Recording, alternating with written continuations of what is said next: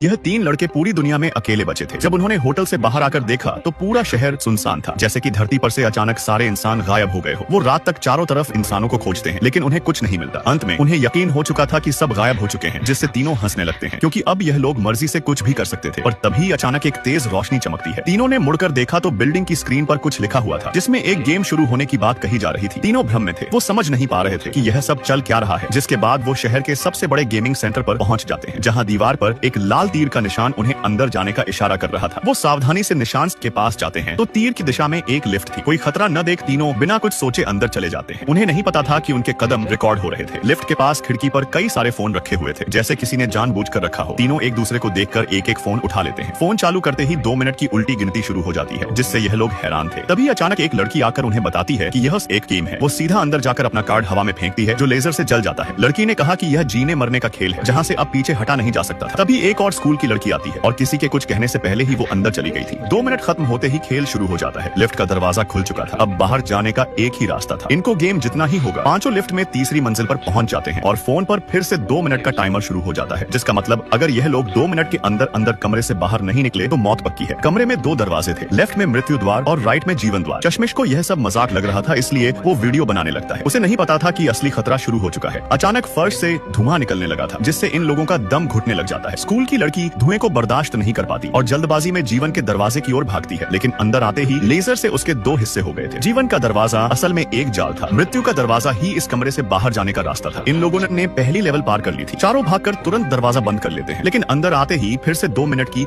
उल्टी गिनती शुरू हो जाती है और इस बार उन्हें 10 सेकंड कम मिले थे।